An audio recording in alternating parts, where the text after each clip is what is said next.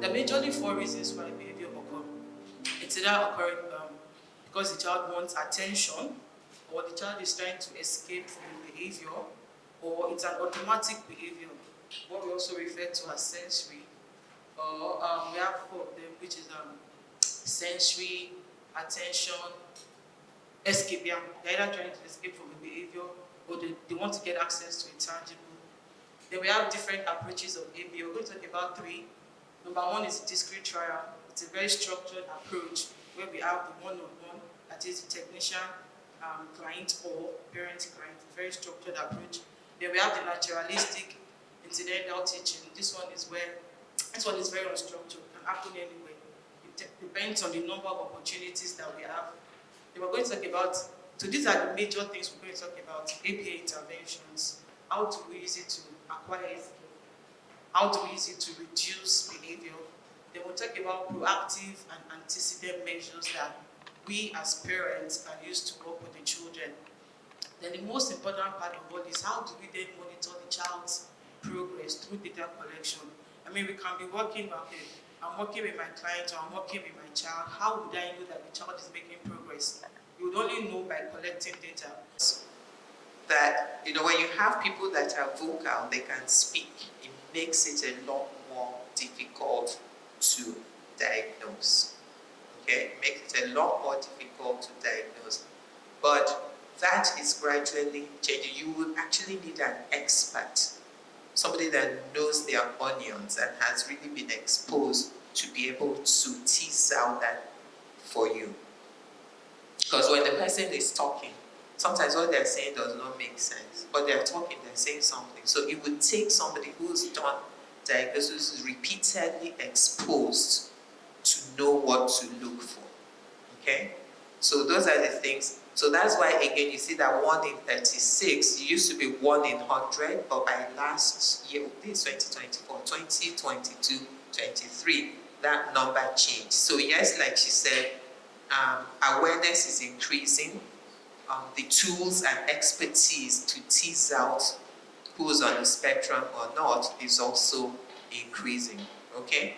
So it's not that it's increasing. Right now in the UK, and I think in the US, if you come in to, your child is presenting with anything, and you bring that child in for assessment and diagnosis, they actually assess the parents as well. It's a no-brainer now anymore. There was no time I was interested in my lesson teacher coming, so I would always come up with something. I'd rather stay extra hours in school or whatever it is. So that's escape avoidance. So keep all these things in mind. They are going to decrease. Right now, I think Team Winners is taking the lead. For A team, because the first letter in the alphabet is A. I trust you guys. Okay, so the second one we have E. What's the next letter? A, attention. I feel like you guys have some professionals here. Okay, so we have A, attention. Mommy, look at me, look at me. They're trying anything that you do to get attention, whether it's social praise, whether it's just attention of any sort. But an attention, the misconception with attention is that it's always good. Sometimes there can be negative attention. So what is negative attention? Stop that. Is it only you in this house? Are you the only child I have? That's even that scolding or reprimanding is a form of attention. You're still giving attention to that thing. So that's attention. So the next letter in the word East is what? S. Well done. So we have S. So now that's a tricky one, because as behaviorists, the S stands for sensory. But as behaviorists, we focus on automatic reinforcement. What's automatic reinforcement? Automatic reinforcement is something that is not socially mediated. I just like doing it. It feels good. Personally, it just feels good. There is always a reason behind behavior. So if your child is laughing uncontrollably, it's possibly because they just enjoy the feeling of laughing. It might be an automatic reinforcer. If they are laughing uncontrollably, it could also be because they are trying to get your attention. And they know that the only way I had a child that I worked with one time, and he enjoys it when everywhere is quiet. He will now start clap, clap, clap, clap, clap, clap, clap, clap. And then and then I'm looking at him like, you have to be quiet. Every other person is like, shh, shh. And then he's laughing because I'm giving him the attention because he wants it. So I started ignoring him and clapping reviews. So that tells me that the only reason why he was clapping was because I was giving him attention for that behavior. So sometimes how do we know which one it might be? Professionally, because I'm a qualified behavior analyst, there's a fancy name that we call something called functional analysis. I'm qualified to carry out a functional analysis assessment. But because that's on the professional side, what are some things that you can do as a parent to figure out why behavior is occurring in a way that it is occurring? So there's something we call the ABC. Here, A, B, C. The ABC of behavior. A stands for antecedent. Antecedent means what happens just before the behavior occurs. B stands for, who wants to guess? Behavior, awesome. And C stands for consequence. So A is everybody together. B is and C is awesome. I have a very participatory class. Thank you.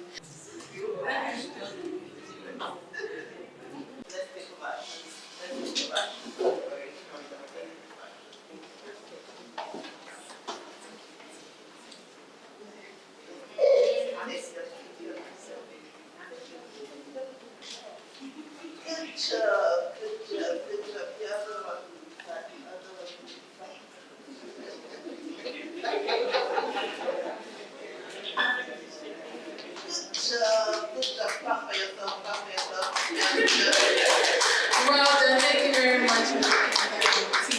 Okay, so A team, what was the behavior they were trying to get their child to do? For her to take off her shoes. And what was the antecedent? Mom says, take off your shoes. And what was her initial behavior? Not wanting to do it. Now, how did she respond to not wanting to do it? Okay, she provided a prompt, and then they did it together, and then what happened? She did it, and then what happened next? She clapped for her, reinforced, and then what happened next? Our child was happy. Okay. So well done, we're on the same page. Thank you very much.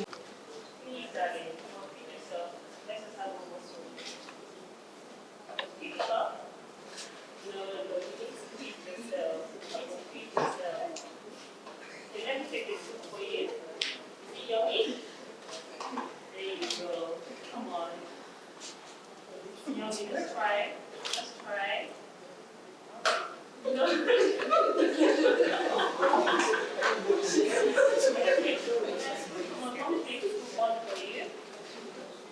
Okay.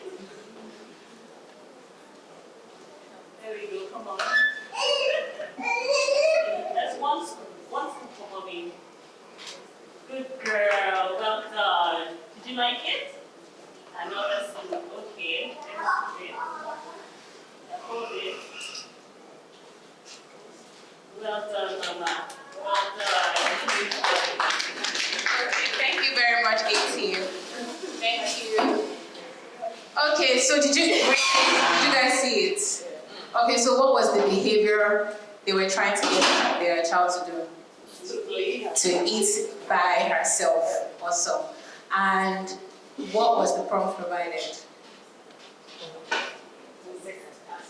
Okay, the food was in front of her and provided the instruction, eat your food by yourself. And the reason why I'm emphasizing eat like by yourself, because we have to be very, very clear with our instructions. Eat your food, come on. Sometimes when we give too many instructions or when our instructions are not clear, it's very hard for you to even the learner, to know what it is that you want. So I say, okay, everybody, give yourself a round of applause. Okay, let's go on, stand up and let's go out. Sometimes our instructions sound like that, and we don't even realize that's what we're doing. So I'm trying to point out the behavior because you will see why now. So, what was the behavior? How did the learner respond? Did you see what she was doing? Okay, so what was she doing? Okay. Okay. Yes. So what I noticed was the learner, the child, would go all the way as long as the mom's hand is there, and as soon as the mom removed her hand, she would drop it. So she didn't want to be the one to do the feeding by herself, but mom is trying to get her to feed herself. So as soon as mom removes her hand, she drops the spoon as well. So that was what she was doing, the behavior she was doing. But remember the goal. The goal is to get her to feed herself. Apparently she can. Now what did mom do? What did mom do to get her to continue? She prompted, she was encouraging her, and she didn't relent. She was very consistent with not putting it all the way in the mouth. Let's imagine what would have happened if she just, it was just one spoon. Let's do that. What do you think the learner would have done? She would have said, I just need to try some more. I need to stay on it a little bit more. And then she would. But eventually, our learner, our child, was able to eat by herself and she got praise. Well done, A team. Well done, winning team. Or team winners. Thank you very much. So right now, we've got two parents, like I said, who have been with us fairly long and longish and whatever. And we're going to call them to come and share their experiences. Not sharing their experiences as they've been getting intervention from shades of like, do you understand? But sharing their experience from a perspective of being involved, engaging, so that you would really understand hopefully what we mean by, or like what Futa was saying, engage. So please, as parents, we know you love them like Futa, but find joy and humor in this thing. Otherwise, you will just pass out for nothing. You'll be frustrated. Driving from Lekki to Ikeja to bring my son to therapy, I would sit there for 4 hours working on my laptop while he got his therapy, and then I would drive back to Lekki for 1.5 years. And you know, she was like, the only holiday you get is government approved holiday. So I was there. What that did to me physically, I cannot tell you, mentally. But I think the best part is just seeing the results. Now, when we first started, I still go back to our old communication group when we used to have to do some homework and I'll have to tick. And in my mind, I was thinking, is this thing working? Like, it was all crosses. From as basic as answering to his name. We started with potty training and getting him to answer to his name because he wouldn't do any of that. And I used to think, oh my God. Now I have a vocal, soon to be 5-year-old that is driving me a bit bonkers with. Sometimes I have to go and hide under the covers, and my friends are putting like, I'm hiding from this human being because he come to you and you must answer him. It's that attention thing. The board is green. And I have to say, yes, the board is green. So if you are at the early stages of a child that's not yet vocal, prepare that it's possible that you might be running away from them in the nearest future. First of all, from the get-go, I was never in denial. I accepted it before I ever got a diagnosis that there's something different about my son. I'm not ashamed of him. I'm very proud of him. Sometimes I think, are you overdoing this thing? Because my other child's like, I want to be part of the autism crew, like you guys seem to be making it cool. So I think that was one of I think that's the best thing I did for myself. My husband would say, I think the next 6 months you'll be okay. In my mind, I'm like, if this is what I have for the rest of my life, I'm fine with it. So I accepted the fact that my son is different, and he will always be different. So what I'm trying to do is just celebrate those differences about him. So but ultimately, there's so much that Shades of Life can do. There's so much they can act out at the center. where the unexpected things happen. And that is your opportunity to teach immediately. That is where you notice the little nuances, the things that might trigger them. That's where it happens. So I always say, the work is really for us to do. They can guide, but that's it. They don't live in our homes. They're not there when unexpected things happen. There are things that I tell them and they're like, don't do that here. Because they're at home. Sometimes it might just be the relationship he has with you as a parent. I am definitely the dominant parent because I'm the one that's at home. My husband travels quite a bit now. So there's some things he does with only me. So you have to be attentive and really and truly, you have to do the work. You really have to do the work. And that's how it's going to be. I'm grateful again. I think my biggest thing is gratitude and acceptance. I think I carry it like a new badge now. He's special and he's an absolute joy. So thank you so much. Everyone. Hi everyone, my name is Salah Hassan. I've been with Shades of Life since last year, July, I believe. My daughter is 4 now, but I had her during COVID, just January 2020. So of course we were home the whole year. So after, and just backstory, my brother had a baby a few months after me, so they were of the same age, a boy.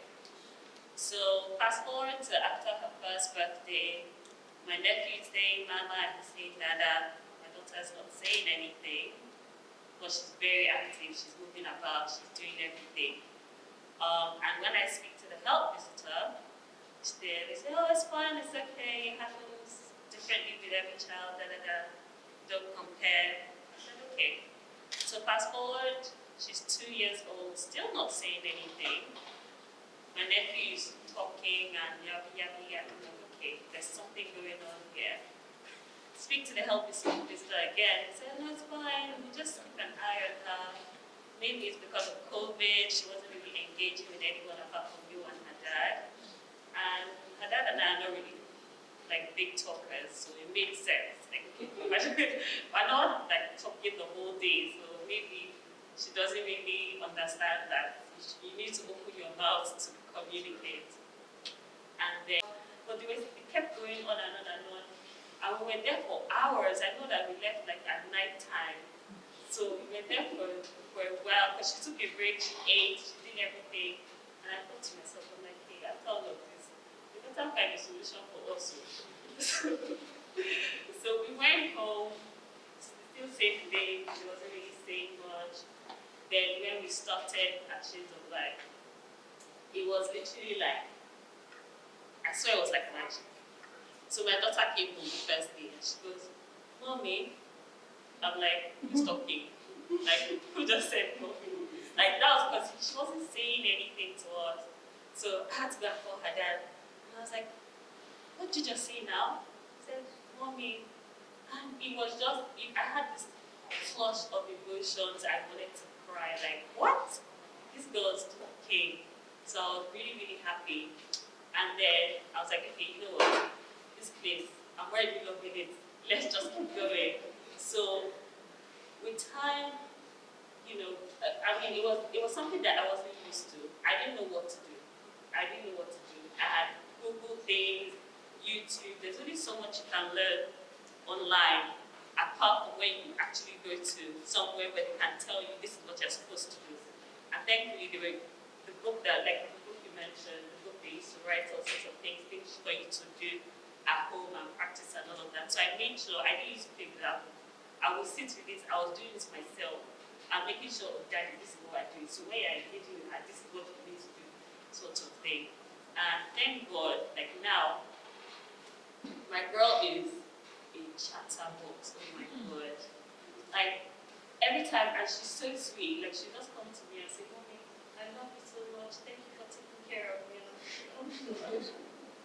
Even our driver, she will go, thank you so much for driving me and my family. Who told you to say these things? Like, she's so aware of everything. she's really changed, that's what I'm trying to say, from the short time that we've been here since last year to this year. In that 1 year, we've achieved more than we did in the past 3 years before we came. She's been able to engage, have conversations, ask questions. She's always asking questions. I'm really grateful for the Shades of Life team. Dr. Air, you guys are doing an amazing job here.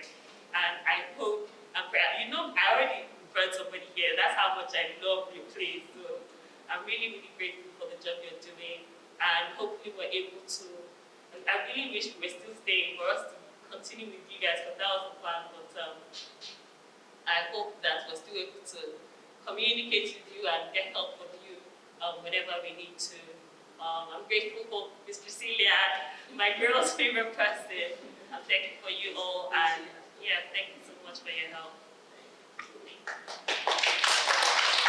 She's waited too long as a parent to first of all accept that there's something wrong, seek the proper help, and then so by the time the person comes to us, for instance, the window of learning is closing. So the progress a 5-year-old will make when we get that 5-year-old, or even 6, anybody from 5 and above, is usually not as rapid as early intervention. And imagine when you come to somebody that's non-vocal, we're not hearing your voice, and you have a host of behaviors. Where do you think, remember when she was explaining, Priscilla was explaining, studies have shown us that there are genetic factors that can be responsible for this. Okay, there are genetic factors, not hereditary, no hereditary and genetic. People always ask me that. They are related or they're not,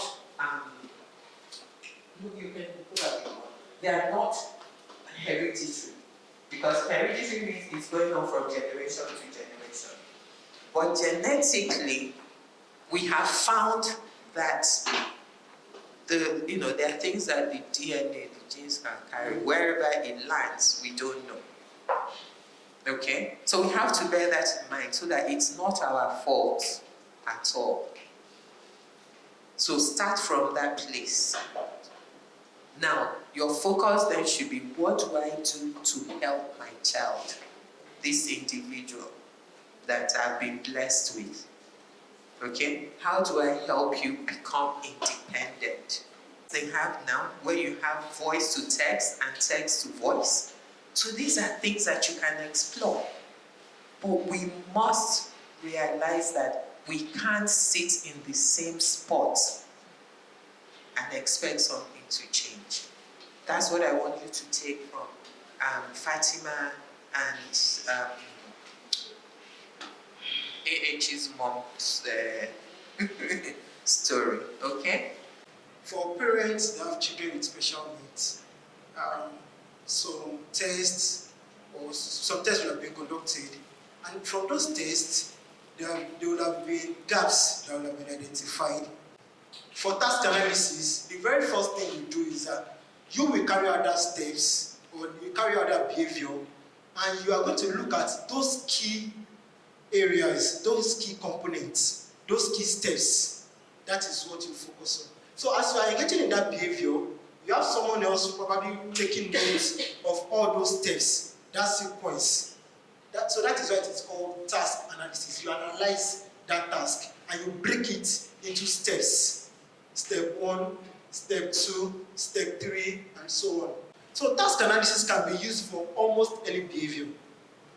So forechaining is you are engaging in behavior following that logical sequence. You want to wash your hands, you want to have a bath, you want to put on your shirt. Putting on a shirt, you can just grab a shirt. For other people, it can be actually very difficult. Telling me to put on a cardigan or to use the zipper. This is actually very difficult for some learners. So task analysis, for forward chaining, you are following the normal sequence, the normal progression. You do the first thing, you reinforce. You do the second thing, you reinforce. And have you talked about reinforcement at all? Yes. Okay. Here? Okay, but let me run through it. Reinforcement is one of those key components in ABA that works like magic. Yeah, reinforcement works like magic. I always like to tell myself that if something is not reinforcing a child or a learner, it is not as if nothing can reinforce that person. It is because you have not identified what that thing is. Last Sunday, I had like a very, very hard time with my son. I was waiting for you to get to, let's see what. So there are a lot of things that are in there. This is what I always say to us, okay? Let's assume your child was neurotypical, was talking to you. What would you do with that child? Exactly. Engage them. So why are you not engaging with this child? Because you feel that what? Exactly. So you're the one that caused the problem. We have taken a position of anything, when we come and they can't understand. And so, why do I need to provide that information? So that behavior he engaged in was his way of telling you that, I mean, why did you not engage with me? So the exact thing you would do with a neurotypical or any human being, you do the same with them. The only difference is that you start well ahead of time. It applies across board. Please don't ever think that these little humans don't understand. That is a great error. Even if they are not listening or engaging as you want them to, they understand. They see. They may not vocalize, but they will use other communicative means to pass their message. Do you understand? So don't make that mistake. Now, if the learner is young and is not vocal and you want to do a contingency or what we call behavioral contract, use pictures. Those are some of the things we do when we're doing research, okay? And you have to go into the field and you want to get information from somebody that has either intellectual disability or non-vocal. You must break it down to that person's level. So what you do is that you can cut out pictures, even their own face, place mommy, place daddy, and point, this is you, this is mommy and daddy. This agreement is between you and us. You pause. No, seriously. They follow. And that's the mistake. That's why I say, even when you're doing skill acquisition, you're calling Lagbaja's name. Eziafakaku, she's not responding. Don't think that is not sinking, because what will happen is that somewhere down the line, they start regurgitating. You don't know when, you don't know where, you don't know, but it is going in. And that's why we say repetition. You bombard them over and over continuously with the same thing. One day you just see that flower open. Okay? So break it down, use pictures, put it there. We have said what antecedents are, that they occur before behavior. So when we say antecedent-based strategies, we're talking about strategies that we can use before a problem behavior occurs. So one of them is non-contingent reinforcement. So from the word non-contingent is not dependent on anything. The reinforcement is not dependent on anything. So we have contingent reinforcement, right? Something like the, say, Prima principle. If you do this, you get this. But for non-contingent reinforcement, the learner doesn't necessarily have to do what you say. You're just providing reinforcement. If I say sit down, the person doesn't sit down. So say, okay, let's just keep doing what we're doing. You know, you're reinforcing the child, whether the child engages in the behavior you want or not. Okay, so let me give an example of antecedent intervention, right? So we have this learner that when he's hot, he begins to head back, right? Start hitting the head and everything. Now, we already know that this person is hot, and he will head back. So what we can do is, one, the environment will not be hot. That is one thing. Another thing we can do is, I'm running to environmental enrichment. We enrich our environment. We have wall patterns. So if you're hot, and we don't have access to light, even if you hit your head, there's no, you're not contacting reinforcement basically, because the idea is you're hitting your head, whether we like it or not. That child is contacting reinforcement from the wall or wherever it's hitting. So we want to break that pattern. So we have wall patterns, right? The child hits the wall, it's not feeling. You cannot compare the wall with the pattern. The what do you call it now? The effect will not be the same. So we're trying to reduce that problem behavior of head banging in different ways. One is either there is light, but if we're in Nigeria, sometimes there's no light. So we have the wall patterns, right? So that's an antecedent intervention. I know that this person wants to do this particular thing, right? I will intervene before the problem behavior occurs. Okay, so positive behavior strategy, let's just run through this, not long. For our children, celebrate and build strength and successes. I know that it's actually very easy to dwell on what a child is not achieving. But how about we dwell on what they know how to do? Dwell on what they know how to do. Always praise them for those things that they know how to do. When you're teaching them those things that they don't know how to do. Respect and listen to your children. Okay. We're Nigerian parents. I know it's very funny. It's something that we should also do with our children. Listen and respect them. Value their concerns and emotions. They may not be able to vocalize, right? And say they are hurt or they are sad, but they can show it between one task and the other. If they cannot do this one, they can do this one. Sometimes we have maybe children who we're teaching to say, we're teaching to vocalize, right? And then we say, okay, say ah, or we just provide the word or the sound ah, and the child doesn't say ah, but the child wants apple, right? Now, you can stay on that say ah for 1 hour if you're not careful. For some children, you can be doing it. So, because we know that this person, it takes this person long to provide that sound back, we can switch tasks to something else and then come back to that. Instead of staying there because you want that person to say, you know what, it's okay. Let's move on to something else. Do something else and then come back to your in order to be the best parent you can be, it's essential that you take care of yourself. Don't try to do everything on your own. Assign tasks to family members. Okay, so that when you come back, you're not seeing a child that has regressed because you were not around. So this is also why we ask that caregivers also be trained, nannies be trained, cousins, and if they are in your environment, they need to be trained. They need to understand the peculiarity of your child so that they can do what you usually do when you're not there. You have to follow through, basically. Park close to where we could access the front door of the meltdown. So there's a particular there, I have to just drag it through the front door, and it can be there. Like you are the enter. Yeah, the enter. You have to make them cry and cry and cry. And for their school, they don't allow us driving to the compound, except if it's raining. So when that is raining, we want us to stop by the gate so we can walk in. I'm like, no, it's raining, so we are allowed to go in and drive close to their class because it's raining.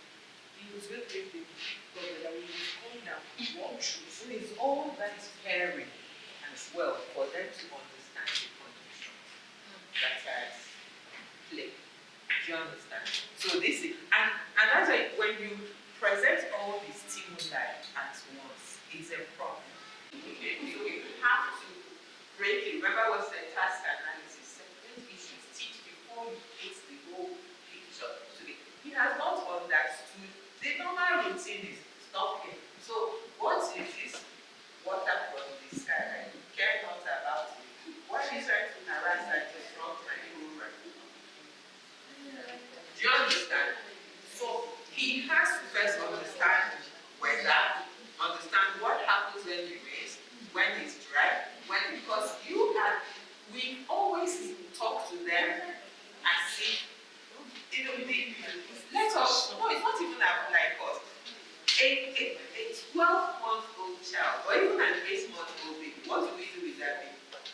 glad and blessed that I'm able to come today to attend this session. It's been very impactful, it's been very educative, and I'm really, really happy, and I thank you for this. And from what I've learned today, it's not just about this children with the needs or spectrum. It's for total behavioral training for children. That's what the way I say it. From looking back to when I was training my children, raising my children, I could see a lot of what I did then, and I was being regarded as a strict parent. But the only thing I learned today was that not using the K.